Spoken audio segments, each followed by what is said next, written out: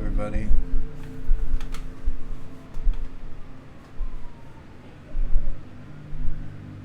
I'm going to be reading an essay today. Me and Moses here.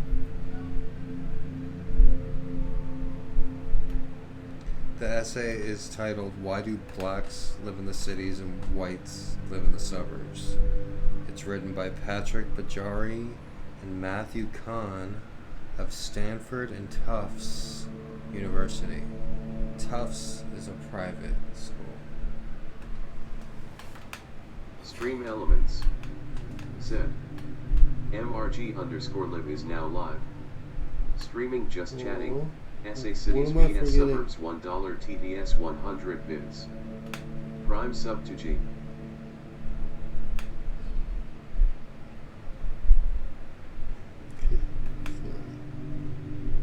Oh, I got it, I'm sorry. Got an eye booger. Alright. Introduction. So you should be able to hear me rather well. I shouldn't get any complaints because I'm reading an intellectual essay when like they were blasting like rap music and shit. So, over 75% of U.S. households in the United, and I was gonna read this anyways, so I'm just sharing it with you guys by reading it out loud. Let me know if you can hear me okay over the background noise on the computer, the MHZ hertz. Over 75% of households in the United States live in metropolitan areas. This was written 19 years ago, by the way. While the average middle-class white household lives in the suburbs, the average middle-class African-American household lives in the center city. In 1990, a black household was 31 percentage points more likely than a white household to live in a metropolitan area's center city. Why do blacks live in cities and whites live in the suburbs? I don't know if I should actually read this, just because it's too much of a slippery slope. I'm just going to read my book instead, actually. Here, let me change the,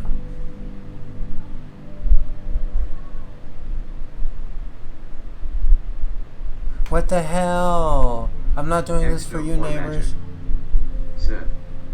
LOL.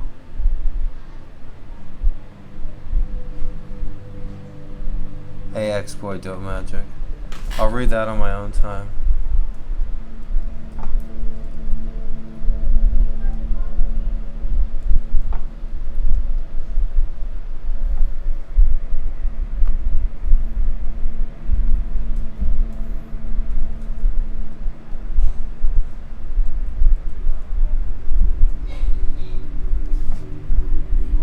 See all these hater-ass fucking loser fucking neighbors that are trying to compete with me?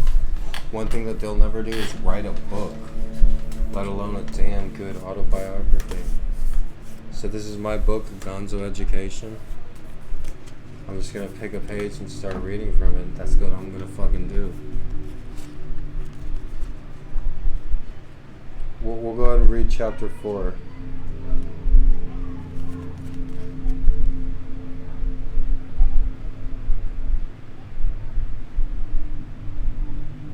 Berkeley or bust.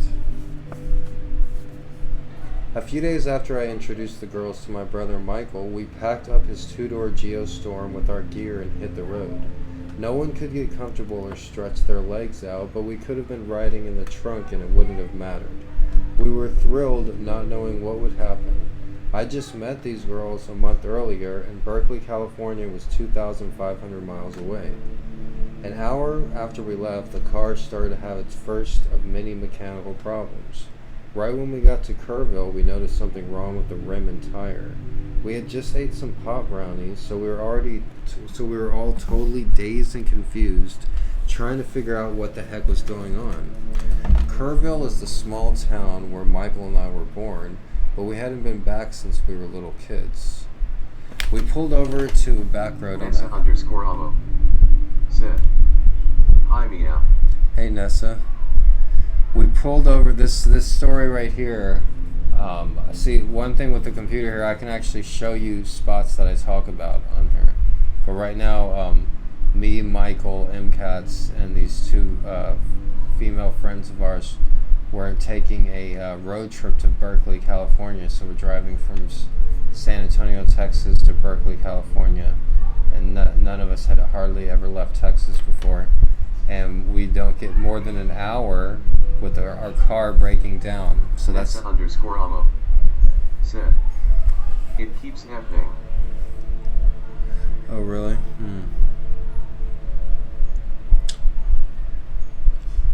Well, try changing the bitrate on the settings right there, like on the screen, on like think the bottom right, Nessa. If you right click on that, then it should like give you an option to change settings from like 1080p to like a lower setting. Because I think I'm broadcasting in a really high setting. Is what it is. But I'll continue here.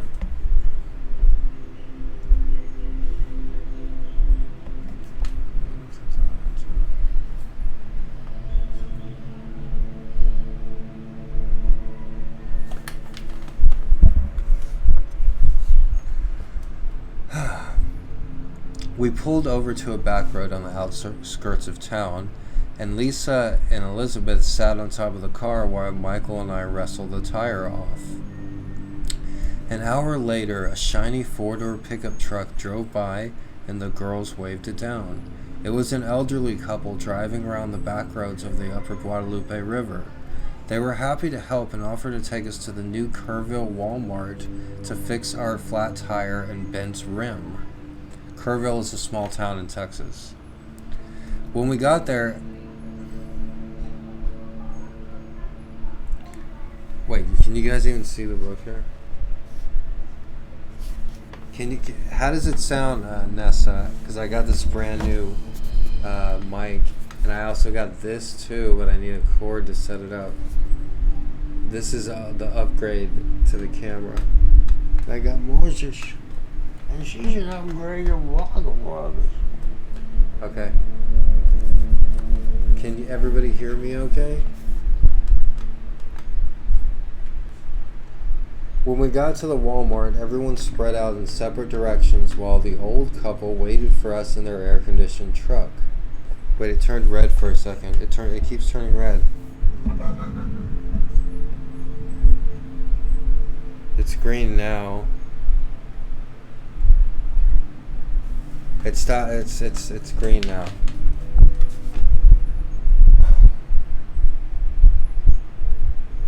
I think it is skipping frames over here too.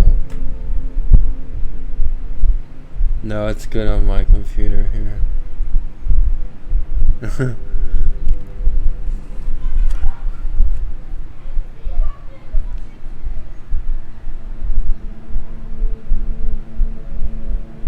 Dope boy magic. Said. Seems fine for me. Yeah, that's just I'm broadcasting in a really high rate, I think it is. So I want to check the mic. Does the mic sound good, Dope Boy? Like even if I sit back like this, can you still hear me okay? Well, yeah, because it's green and then it stopped for a second and turned red. Let me see if I point it this way. Dope boy magic. Said. Yeah. So you can still hear me pretty well.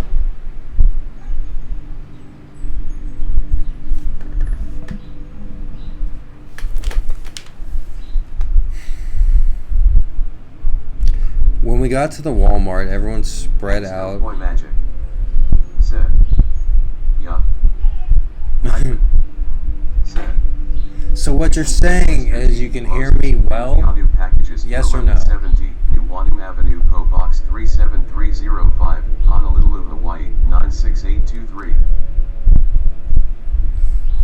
I can't get a straight answer out of you. Can you hear me? I'm just fucking around, Doughboy. Alright.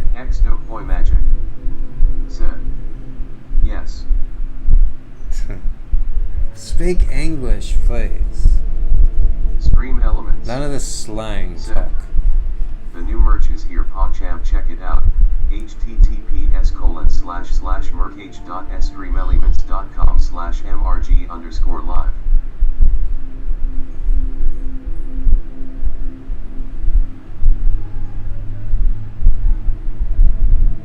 Okay, so when we got to the Walmart, everyone spread out in separate directions while the old couple waited for us in their air-conditioned truck. Michael rolled the tire to the auto section. Lisa, who was my girlfriend at the time, went in search of a Sailor Moon coloring book because she liked coloring. She liked Sailor Moon, and she was 20 years old, and I was 20. No, she was 19 and I was 20. And Elizabeth went to try on new bikinis. I was wandering around nowhere in particular when the light suddenly went off. So this took place exactly 20 years ago, to the day. What a coincidence. I didn't plan that either. 20 years ago today, I was doing what I'm reading about in this book. And it went like that. The Walmart turned into a dimly lit warehouse. A few of its shoppers acted like it was the most exciting thing ever to happen in Kerrville, Texas. The old couple apologized for their Walmart's electrical problems and promised to make it up to us with sandwiches at their house. They said they showed us the prettiest part of the Guadalupe River. The girls and I decided to go, but Michael stayed with the tire, wanting to be first in line when the power came back on. Their sandwiches sucked, but they took us to a part of the Guadalupe River which none of us had seen before. It had crystal clear water that flowed over the smooth, shallow rocks before going between our toes. It wasn't a busy tourist spot, just a few families wading in the picturesque river on a warm afternoon. I felt proud to be from Kerrville. So this town that we were in, Kerrville, Texas, it's where me and my twin brother Michael were born, but we hadn't been back there since we were little kids. We were actually the largest babies, the largest combined birth ever at the one hospital that they had in Kerrville. I think we were overtaken by Johnny Manziel 10 years later. But at that time that we were born, we were the largest birth ever in Kerrville. Weight-wise, since we were two really large, healthy babies. The car was ready at The car was ready at dusk, and we said goodbye to the old couple. Lisa promised to send them a postcard from the San Francisco Zoo. We squeezed back in Michael's car and got back on I-10 West. A few hours later, it got dark, the radio reception wore off, and everyone got quiet. Michael drove steadily down the access road running parallel to the highway, while static calmly came out the speakers. Elizabeth sat up front and stared out the window while Lisa and I made out in the back seat. Michael finally decided to stop the car a few miles east of El Paso, right before we got out of Texas. He pulled us down a bumpy side road and up the side of a mountain. The car shook violently and woke everyone up. Then he drove us up a steep incline down a pitch-black trail that he'd never been on before. He finally stopped on what felt like the edge of a cliff. Every few minutes, we'd hear a loud truck that'd shake the car like an earthquake. The next morning, we all woke up at the same time to a purple hummingbird. It flew in through my open window and danced around the inside of the car, giving us each a greeting by gently flickering a few inches from each of our sleepy faces. You could sleep in your car every night for 1,000 years and never see something like that. Legends say hummingbirds flow free of time. They hover around the universe and teach us to savor each person and every moment. It made us feel protected, like God was watching us. We smoked a bowl of strong marijuana. Lisa popped in Blondie's Atomic on cassette tape.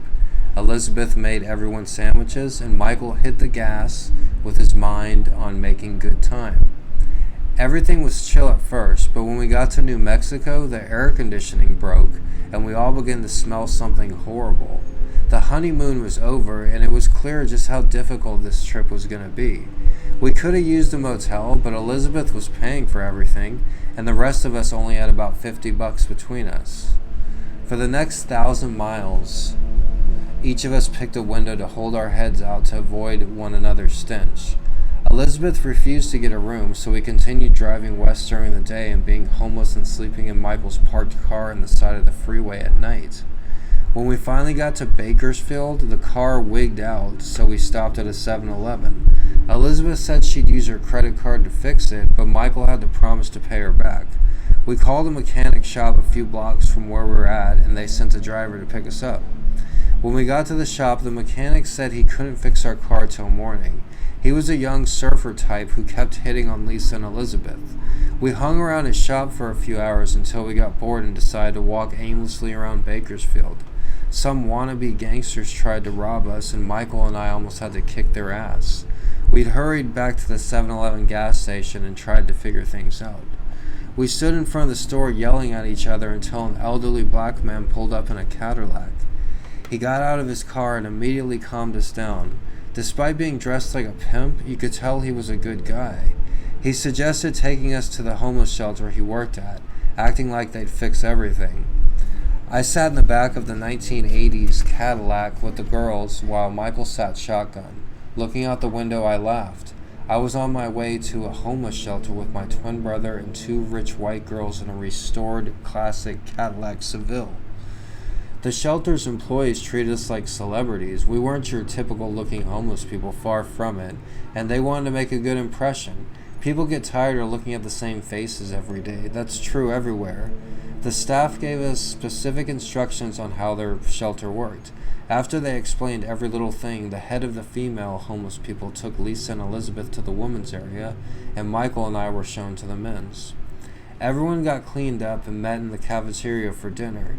The girls were thrilled the food was vegan. The hot meal and warm shower couldn't have come at a better time for our road-weary souls. Nobody enjoys their life when they're sleeping at rest stops and living off PB&J. Life Entertainment said, "Damn, how does JR's boss know so much about JR but we didn't?" I don't know if we could believe everything JR's boss says. Hi, Wyatt. Hi, MRG. Smiley face. Hi, Wyatt. Good thing you're here for the book reading. After dinner, everyone was herded. How does it sound, Wyatt? When I sit back, can you still hear me when I read like this? The neighbors are getting pissed because they hate reading. Wyatt Entertainment said, "Yes." Okay, cool. After dinner, everyone was herded like cattle into the outside courtyard. It would have been okay if it was just Michael and me. We could take care of ourselves, but I felt responsible for Lisa and Elizabeth too. They acted like carefree kids at summer camp and didn't notice the old men drooling over their half-clad 18-year-old bodies. I kind of think about that, like Lisa was my girlfriend at the time.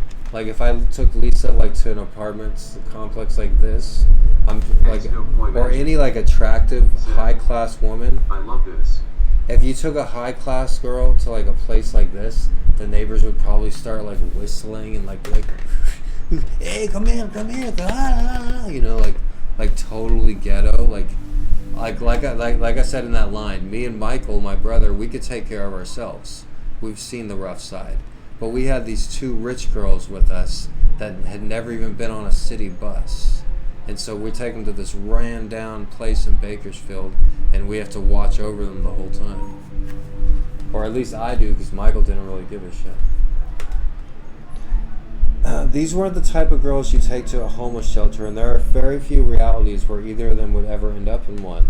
They were the type of babes you'd find on a college campus, not bunking with druggies and felons who just got out of San Quentin and Sing Sing for rape and murder. Bull is now following. Hey, thanks for the follow, Bull. Said, "No." Thank you, Yogi Bull.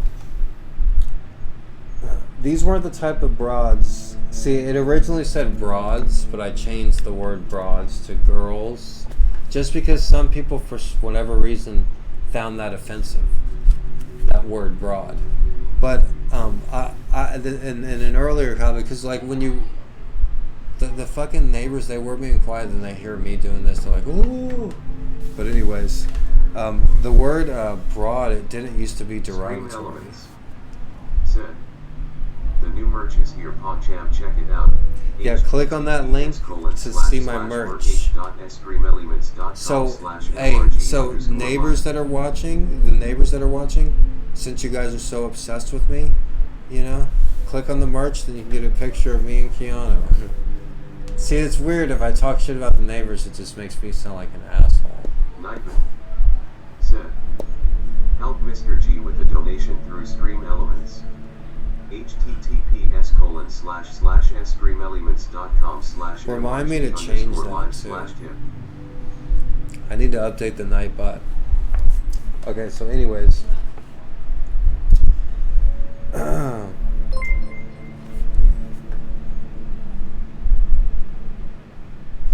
Clammy Hams is now following. Yogi_bull. Hey, thanks for the follow. You want me to come to your door right now?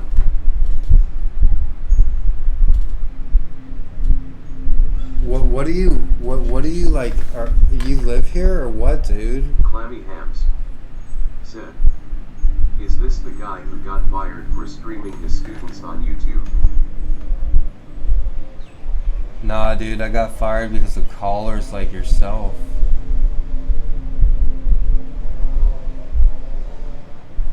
You just made an account just for me? How lame, dude. Get a life, bro. Yogi_bull said, you just called me out. Why are you watching my stream, Yogi Bull? Said, I'm one of your neighbors. Alright, well, how did you even know that I do this live stream then, dude? What's your deal, dude? I don't give you a second thought. You're fucking stalking me. Yogi Bull, you're stalking me. I don't even know you exist. You're just like obsessed with me, dude. I'm gonna have to get a restraining order over you. It's not the other way around. So if you want to come over here, yeah, I'll tell you that to your face, and you can tell me your name. Because I hear you. Okay, well, how did you know what the channel was, dude? Yogi_bull said, because I hear you talking to yourself. You hear me talking to myself. Dude, yeah, I hear you guys. I hear you too, dude, but I don't give it a second thought because I'm more worried about myself, motherfucker. Like, seriously. Like, what do you, like, go get a hobby or do your own live stream or something. Like, this isn't like a little fucking town. Yogi_bull said, yes, Gonzo, man.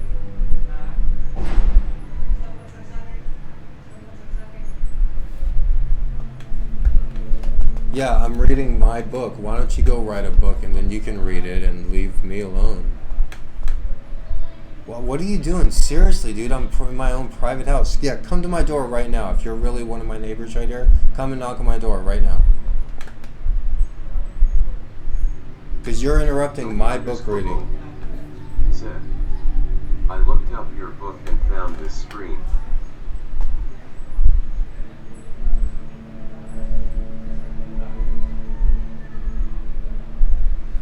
Alright, dude, I'll give you one more chance. You can either, if you really do live here, come to the door right now. Show your fucking face. If not, then just keep quiet and don't interrupt again. And if not, then you're out of here. And that's that.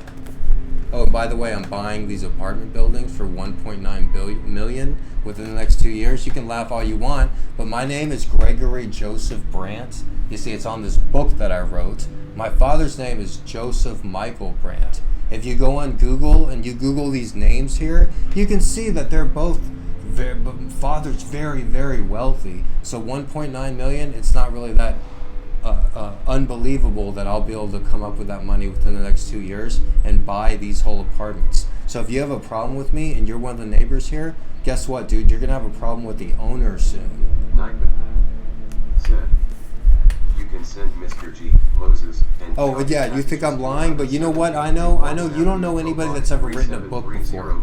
I'm the only published writer that you know. I know that. That's a fact. And I know that I will have the money to buy these apartments very soon. Please be quiet and 9. I go to sleep at 8 or 9 p.m., dude. What are you talking about? Stream Elements. Said. The new merch is here. Chapel service was after dinner, but they made sure everyone understood that it wasn't mandatory. Lisa was an agnostic, Elizabeth was rebelling against her Christian parents, and I was too young and stupid to know what the heck I was. Michael went for the sole reason that they had cookies. Said. We can smell your smoke. I don't smoke, dude.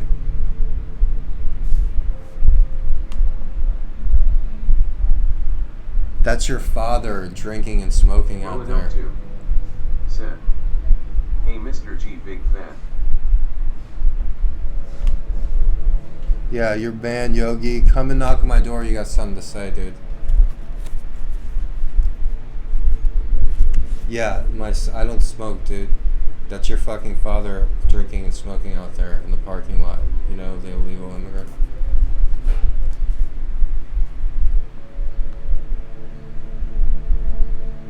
These weren't the chapel. Okay, chapel service was after dinner, but they made sure everyone understood that it wasn't mandatory. Lisa was an agnostic. Elizabeth was rebelling against her Christian parents, and I was too young and too stupid to know what the heck I was. Michael went for the sole reason that they had cookies. Most of that night's crowd decided not to go. This upset the Bible thumpers that ran the joint, so everyone that didn't attend service was brought into another fenced area that looked like a prison yard. I felt like I was going to get shanked. Am I going to get shanked by you, neighbor, because you're ghetto, right? Because you live in the ghetto here, right? Ghetto. I was relieved when I found out that they separated men and women at lights out. Men greatly outnumbered women here, just like they do at every homeless shelter. So Lisa, Elizabeth, and the rest of the women were put in a nest at the top of the bleachers in the gym where everyone slept. The next morning at breakfast, I convinced the girls that a group of the convicts were plotting to sneak up the stairs and attack them in the middle of the night. They got freaked out enough where they agreed to come with me to find somewhere else to stay until the car got fixed. We ate a big breakfast and then we set off to find an abandoned camp spot, an empty garage, or a park bench to crash under.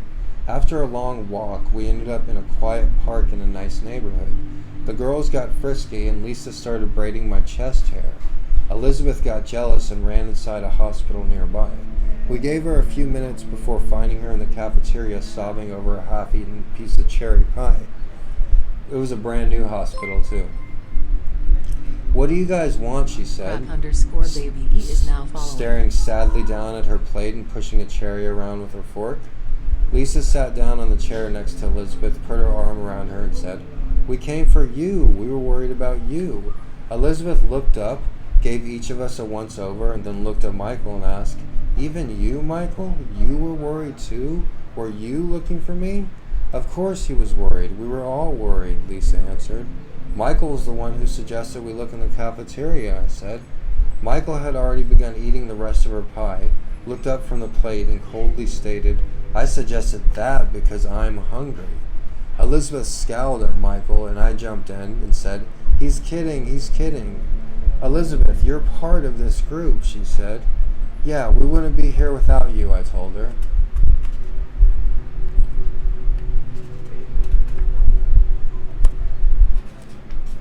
Elizabeth looked at me with disdain and scowled.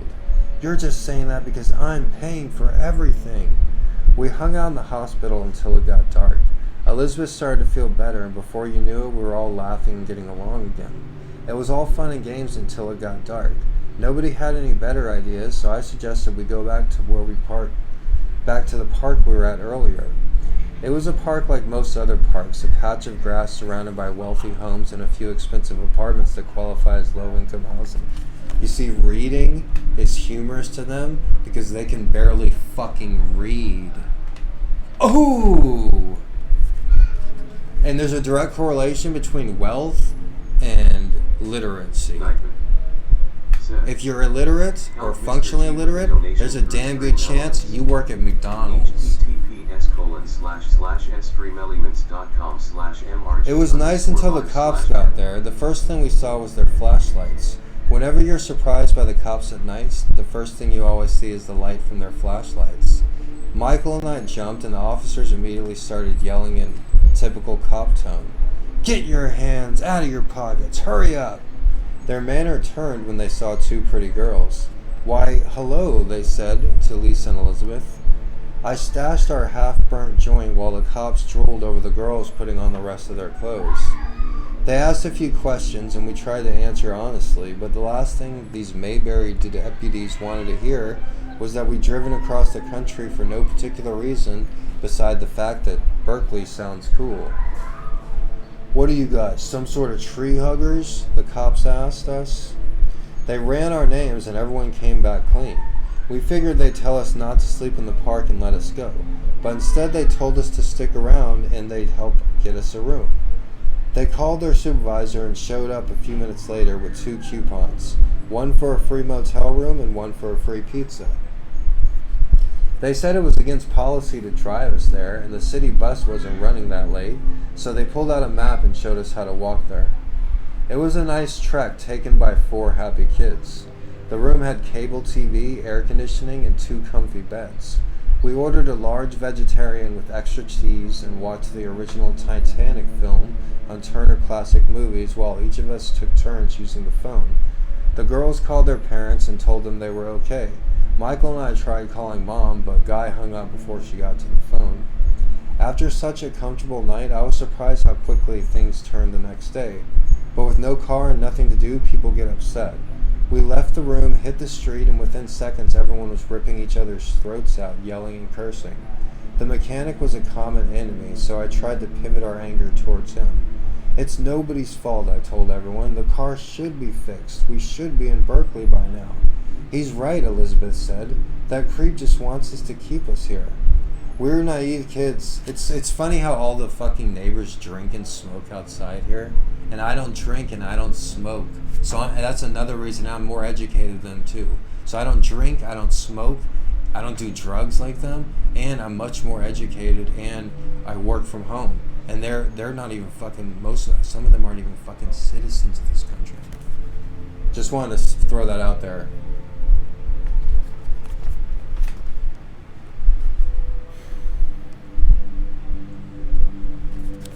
Alright, so that was chapter Berkeley or Bust, chapter 4 from my book Gonzo Education, which is available on Amazon or Barnes & Nobles or Walmart.com.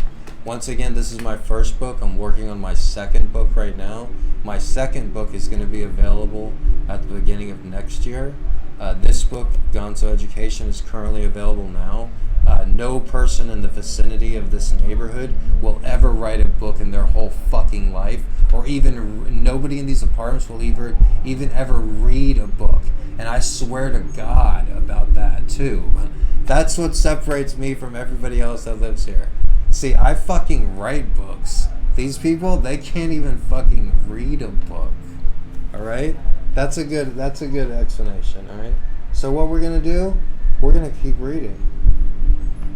We're gonna read chapter 7, Mom. Actually, we're gonna read about college, because that's also something that's so foreign to them. Chapter 9, the University of Texas, Hook 'em Horns. The fall semester was about to begin, and I would soon realize my dream of becoming a student at UT. For as long as I could remember, it was the only school I wanted to go to. I had excellent grades and some nice extracurriculars, so I probably could have gone anywhere else with a scholarship, but I've been planning this UT thing for years. Adam said all of my classes were going to be full of rich white kids and maybe a few Asians, but I didn't believe him. I thought UT was going to be as diverse as community college, except everyone would be smarter. "You're going to be the oldest student in every class," he said. "No way, there's always a few people over 25. "This ain't community college," he said. "I know how this works. Everyone in all your classes are going to be younger with more money." "You don't know that," I said. "UT has the largest undergraduate population in the country. There'll be a few older students than me." There were plenty of non-traditional students at ACC. I was a few years older than most, but there was always at least one person older than me in every class. During my first semester at community college, I had an instructor who asked everyone on the first day of school, "Who in here is closer to 30 years old than 20 years old?" And it was relieving to see half the class raise their hands. I liked ACC. It had a laid-back Austin kind of vibe. But there were few UT students who were actually from Austin. The majority were from Texas, but most were from the small towns across the vast landscape. Austin is unlike every other city in Texas, so the people might as well have been from another planet.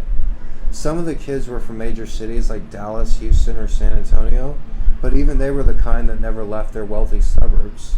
If they weren't from a suburb, then they came from a small town, and either way, in my head at least, they were inexperienced brats who hadn't worked or suffered like I had. Texas House Bill 588, also known as the Top 10% Rule, ensures that the majority of students at UT are from Texas. The law guarantees high school students who graduated in the top 10% of their class, no matter how small, automatic admission to all state-funded universities. The most popular school is the University of Texas, and it's not even close. It didn't matter if you went to a highly competitive high school with thousands of students or one with a graduating class of 20. The law supposedly creates diversity, but it also guarantees that the vast majority of incoming freshmen are fresh out of high school.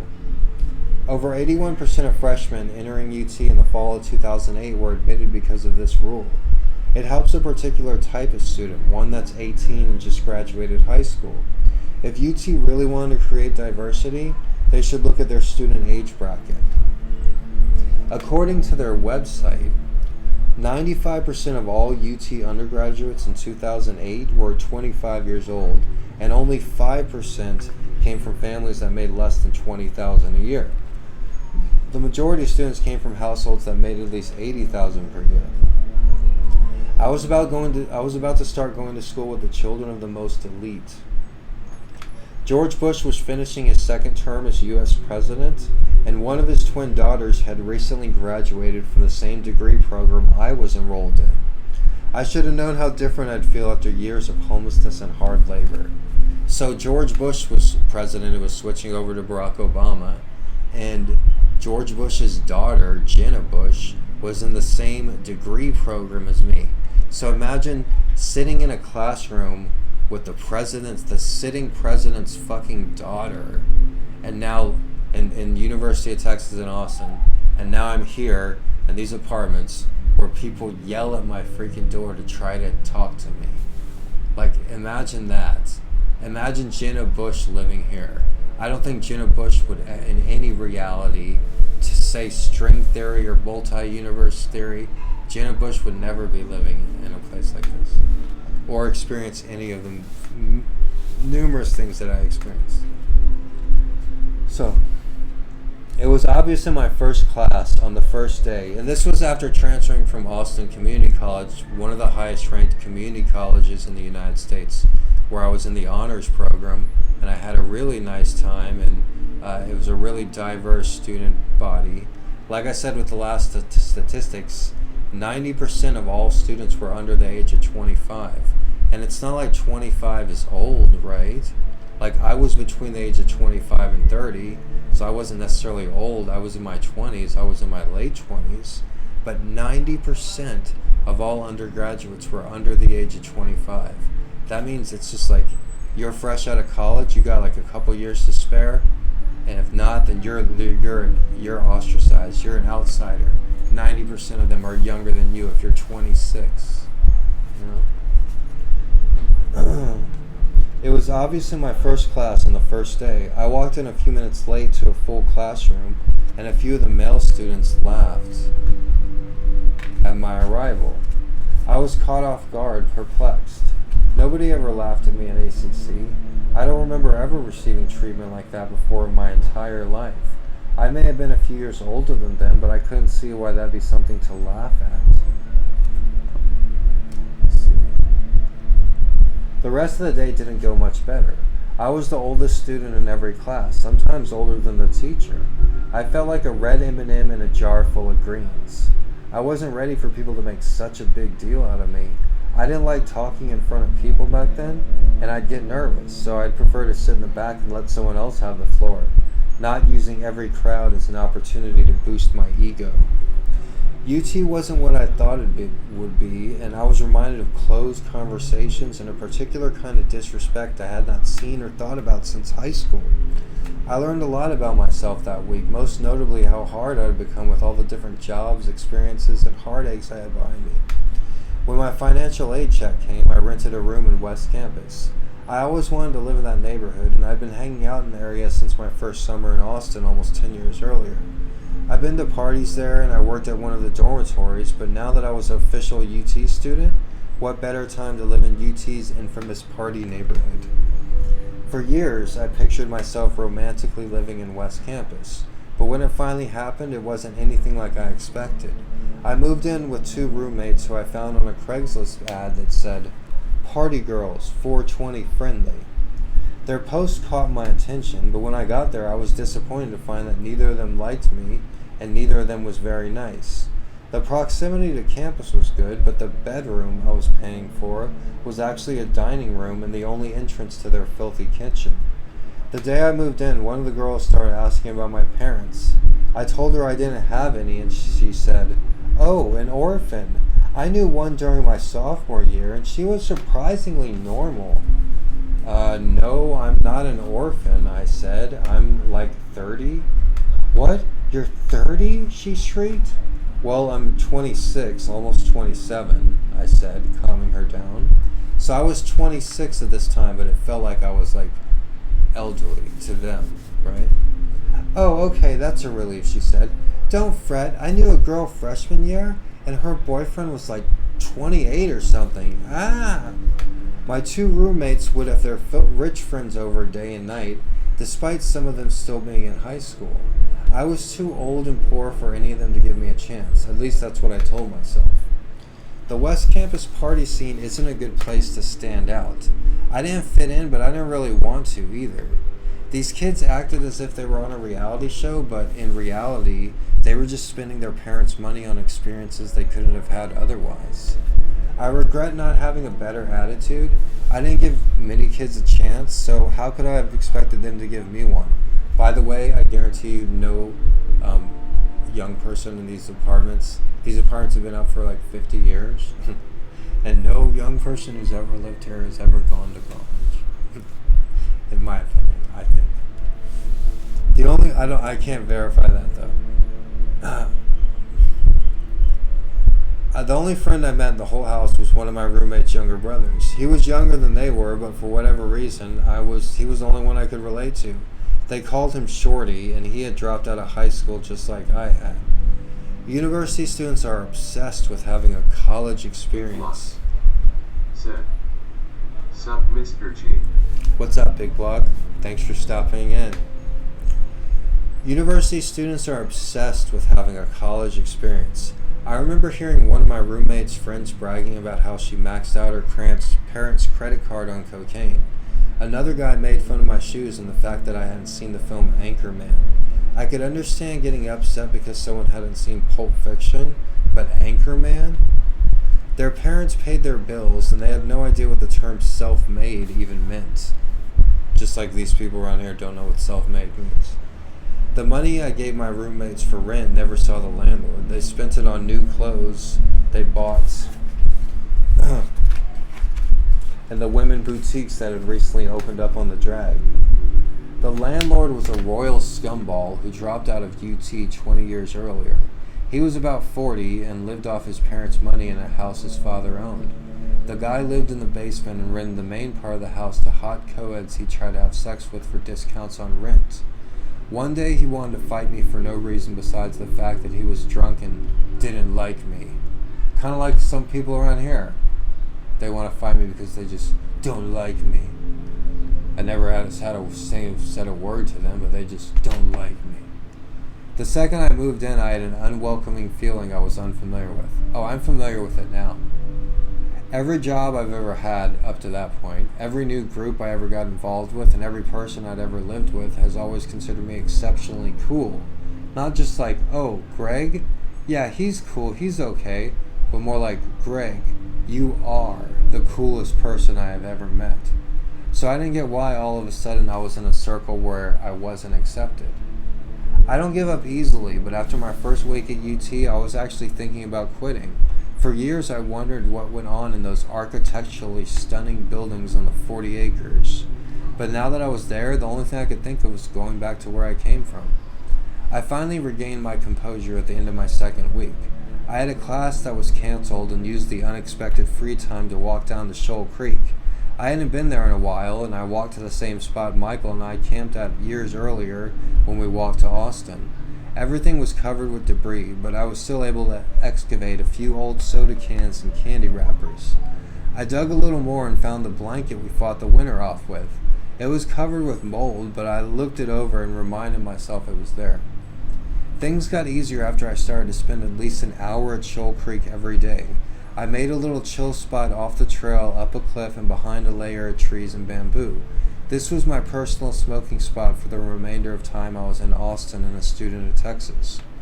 I'd sit there, close my eyes, and listen to the sounds of nature, passing cars, and myself breathing. The only way I was going to make it through UT was with meditation and marijuana. Strong marijuana. I could be alone, gather my thoughts, and remind myself that college isn't everything. There's much more in life than the experiences you have at a university. So once again, I'm reading from my book, Gonzo Education. It's available on Amazon. There's a link in the description as well. It's available on Amazon.com, Barnes & Nobles, and Walmart.com as well. I actually enjoyed going to the very large classes, which they called cattle calls. It's funny that my reading pisses them off. I haven't even been live for 40 minutes. So 40 minutes of reading. Here's a lesson. I've seen this all throughout the world, guys. And I've had really good jobs with college degree jobs. And I've had really bad jobs with scummy people like this that live around here. I've lived in really nice houses that are cost more than these entire apartments. And I've lived in really shitty places like these apartments. And people that are poor and uneducated and unintelligent, they hate it when people read. They hate it because it reminds them of their own limitations. If you want to have unlimited possibilities in life, learn to read. They say that and it's cliche, but if you read, even though nobody else is reading, especially in Hawaii, nobody reads. Like, I've maybe seen, in the 10 years I've lived here, I've maybe seen somebody reading like once or twice. That's why, like, in public when I'm reading, I actually had somebody come up to me and knock a book out of my hands. And then a few times, local brothers came up to me and acted like they were going to knock the book out of my hands. Hawaii's last in the United States in education for a reason. It's not respected. Education, intelligence, it's not respected here. The majority of students at the public high schools, they graduate. At least half of the students in the public high schools in Hawaii graduate without even being able to read. Guaranteed. I fucking has taught there for 2 years, and I'd say at least half of the high school seniors, they're functionally illiterate. They could barely fucking read.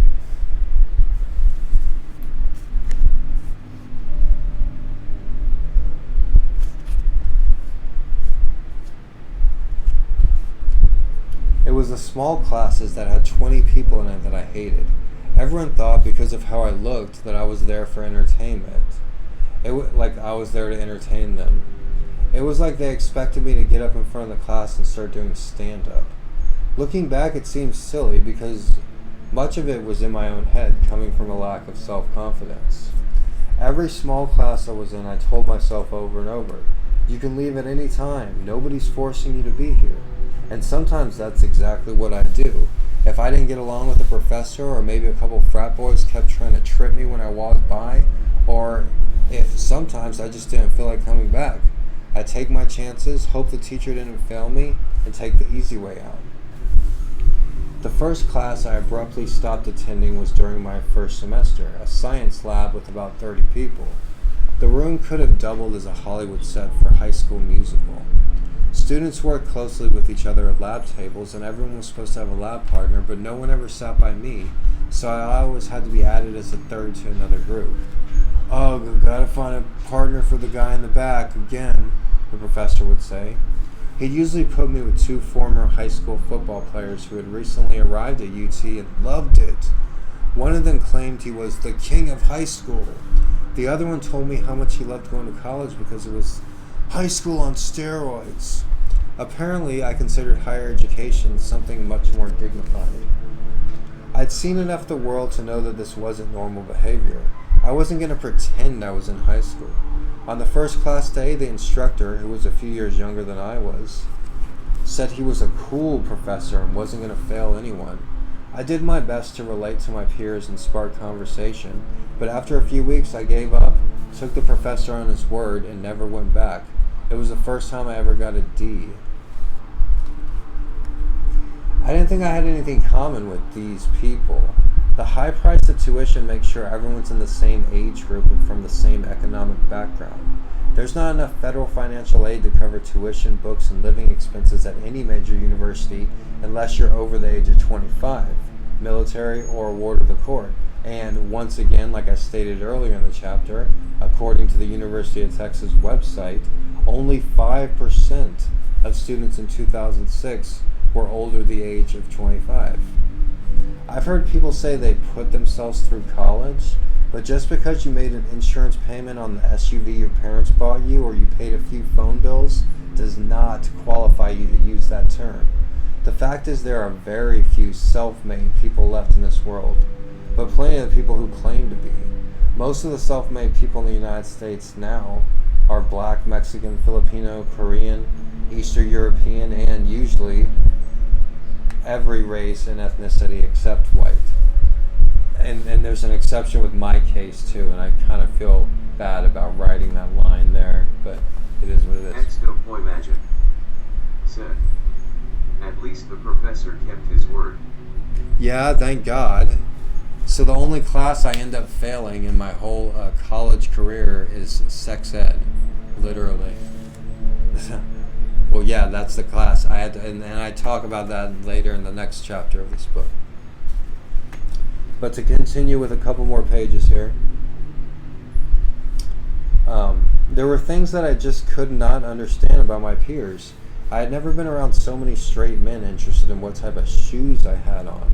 I hadn't had anyone ask me what my parents did for a living since I was 10, and I don't remember ever seeing an adult female that wasn't a porn star with a huge pink bow in her hair. Listen to this. My whole time at UT, I get dozens of letters addressed to the parents of Gregory Brandt. After everything I'd been through, it was insulting. I didn't mention anything about any parents and never received any of these kind of letters the whole time I was at ACC. So unlike some of the people that live around here who still live with their mom and dad in a 1-bedroom apartment even though they're in their 20s, I started working when I was 14 and I got my own apartment when I was like 15 or 16. So and that's despite the fact that my mom had a house that she lived in and my father had a house, but I didn't want to live with my father and I didn't want to impose on my mom. My brother ended up living there, but I didn't want to live with my mom. So I got my own place and was taking care of my own damn self since I was fucking 15, 16. So I see some fucking smack talking 20-year-old now still living with their fucking mommy and daddy. It's like, dude, grow some fucking huevos, motherfucker. Grow some fucking huevos and go fucking live on your own like a man, dude. Oh, you can't do it. It's too expensive in Hawaii. There's something called a black market, dude. Hawaii's got the biggest one in the fucking United States, one of the biggest in the world. There's ways to make it. Huh? I've never had help from mommy and daddy. I've been living on my own since I was 15, 16, bro. I dropped out of high school and still graduated from the University of fucking Texas, bro. And the audacity of people, the audacity of them trying to talk shit. Dude, let's look at the facts, guys.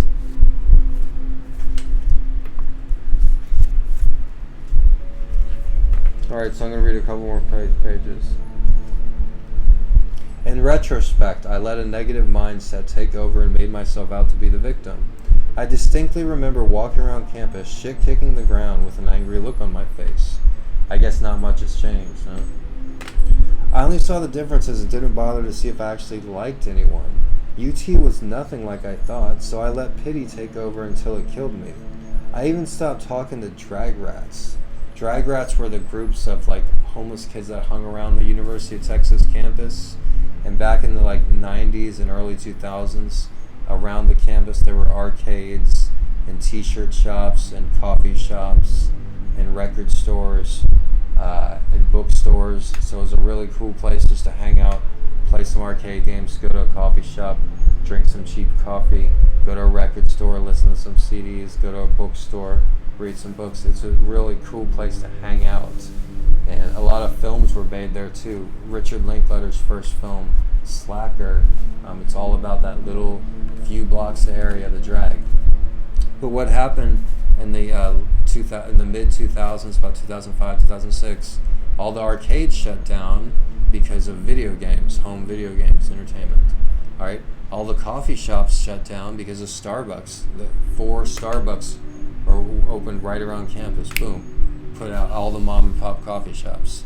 All the record stores went out because people stopped buying records and CDs. All the bookstores closed because people started buying books on Amazon. And so then the drag now, if you look at it now, we could look at it on the screen here. Now it's just boutiques. It started in like 2006, 2007 when I started going to school there at University of Texas. For 10 years I'd hung out there previously. Like I said, it was arcades and coffee shops and bookstores and record shops. And then when I actually start going to school there, it turns into boutiques and sushi shops and like chain stores. So nothing like how it used to be, So I'll end this book reading stream. I'll actually show you part of the drag. I don't think I have Google Earth, but we'll watch a video of the drag in Austin.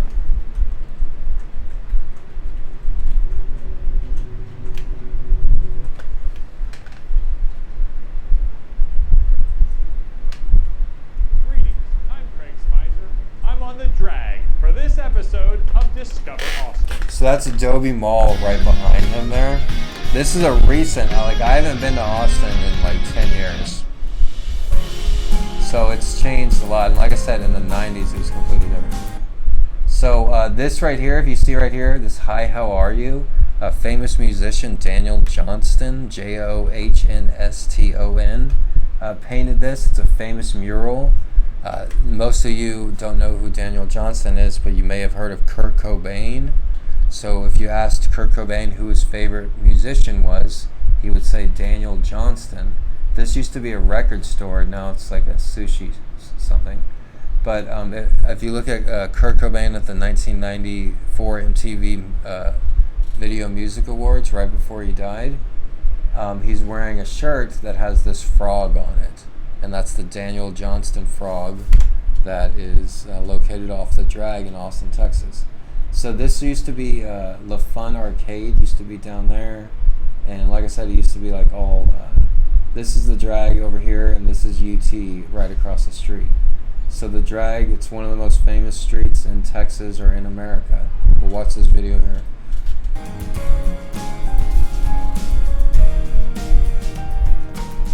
The stretch of roadway known as the drag is the portion of Guadalupe Street that extends, strictly It's pronounced speaking, Guadalupe. between 21st and 25th Street.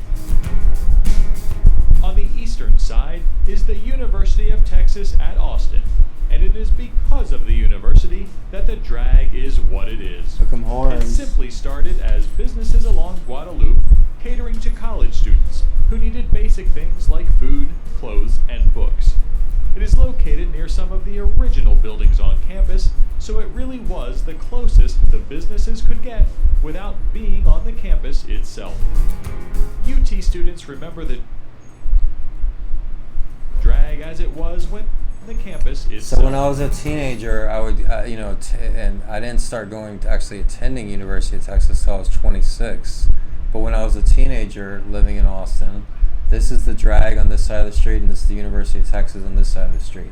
So as I say in my book, I worked at a dormitory over here. I worked at 2 different dormitories. I worked at a sorority. West Campus is all behind these buildings right here.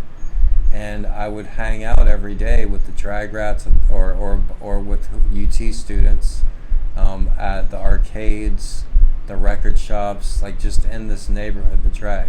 And I never would go into these architecturally stunning buildings, that's how I refer to it in my book, Gonzo Education. So that's why I'm showing you this. It is connected. Maybe Wyatt is listening, so I am reaching maybe somebody. But so for 10 years, I'm hanging out, working at the dorms, going to the coffee shops here, and I'm always wondering what's going on in these architecturally stunning buildings, because look, these buildings, they're much nicer than the actual drag buildings that I'm hanging out in, right? And so when I finally get there 10 years later, it's nothing like I thought it would be, Like I was like, and to go from there to the drag rats to a student there, that's what makes my book so incredible. Like, that's what I was talking about, like 13 people have walked on the moon. This isn't just something like anybody can do, this is the extraordinary.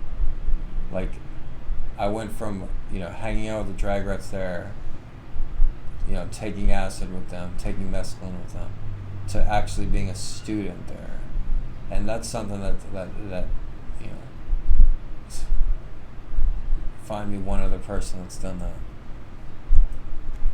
UT students remember the drag as it was when they attended school, yet it is always changing. Shops and restaurants come and go all the time along the drag, though some are here for a long time. The one constant is that the drag evolves to cater to the students of the present. As is human nature, the drag is beloved as a time capsule for those who pass through for a few years. When Austin was more of a quiet college town, the drag featured many locally owned shops and restaurants that helped contribute to the Keep Austin Weird mantra. Over the past 20 years, as Austin has continued to grow and property values have increased, many of the once favorite local institutions on the drag closed their doors, sometimes replaced by chains of a more corporate nature. So did you hear that? Like, the drag used to be, used to be Tower Records right here. Now it's Dunkin' Donuts. Big blocks. Said. Gonzo Education is available at https://www.amazon.com/gonzo-education-gregory-brandt-ebook/dp/b000w6jzrzq. Thank you very much, Big Block. So yeah, you can also get, if Tower Records was still around. So this was actually one of the last Tower Records in the United States. And this graffiti, this Johnny Cash graffiti and all this other, this is some actually famous graffiti right here. Of course, the new places still cater to the UT crowd. And the UT crowd is as much a part of the drag as the shops. Thousands of students swarm through the drag, Einstein's shuffling Bagels has between been there their for a while. apartments and campus. They hang out during breaks, eat and shop in the evenings, and all. That's actually the communications building right here, the square building. It has the largest circulated college newspaper, the Daily Texan, which I worked for as a writer. And also one of the most popular college radio stations in the United States. It actually has 2 college radio stations. Most, universities have 1 college radio station, but University of Texas is such a big school, and they mean so much for the community. They actually have 2 college radio stations, KEXP and KUT. See, one thing I like is when the haters laugh and try to make me out as crazy or this or that, or a crackhead or crazy. The thing is, like, all I have to do is speak, and you can tell I'm much more intelligent than they would lead you to believe, or that they would want to believe. Maybe it's the language barrier, since they don't understand English as well. Like, normally, I guess if somebody has English as their first language, really you can listen to me for about 2 or 3 minutes of talking to realize I'm exceptionally intelligent. You know, it doesn't take long to realize that. But I guess somebody that's not as familiar with the language, they just think of it as crazy, you know. So, but anyways, I'm gonna take a break here. I might go live in a little bit. I wasn't even planning on going live here, but I hope you guys enjoyed that book reading. I enjoyed it. We're gonna actually end this with a trailer. On weekends. I told you how the drag in Austin changed. So.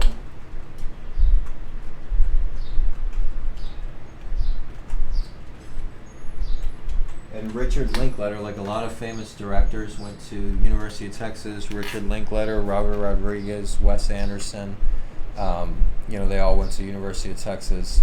And this is Richard Linklater's film he made right after University of Texas, right after he graduated. Academy Award winning director Richard Linklater. And the street that I just showed you, his first film is basically just dialogue from people, from real people, that actually hung around the street. So this is the trailer to that movie Slacker, which is available for free.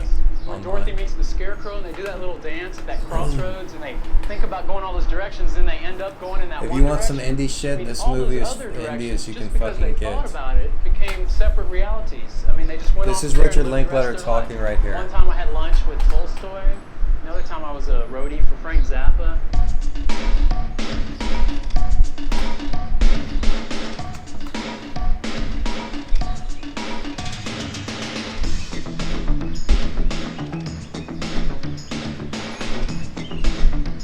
When young, we mourn for one woman.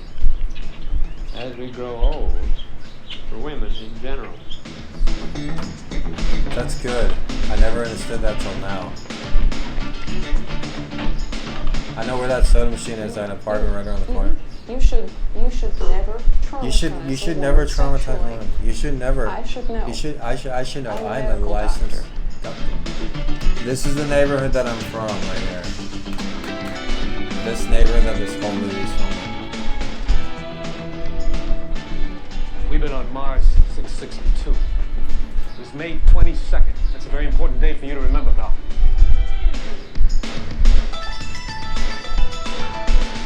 You can't really tell what the movie's Like, take about from Scooby-Doo, this. you know? Scooby-Doo, like, looks at you, it's like there's Shaggy and there's Scooby-Doo, and they say, hey, why don't you beat the shit out of this bad guy, and, like, we'll give you a Scooby snack, and they'll go, oh, duh.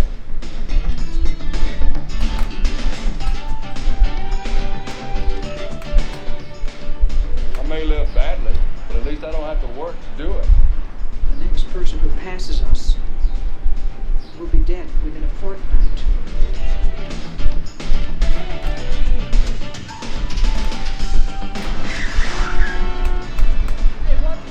Yourself? Oh, yeah. You know me. I've been keeping up with my JFK assassination theories, you know. Oh, really? Yeah. A video image is much more powerful and useful. So I'll be back. I'll be reading more of my book really soon here. I just want to take a break here, and I'm using my brand nice new microphone too, so it should sound pretty good. I wanted to check it out to see how it sounded.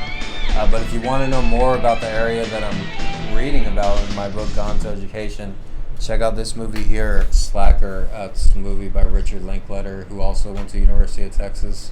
And that will tell you a lot more about the neighborhood that I talk about in my book here, Gonzo Education.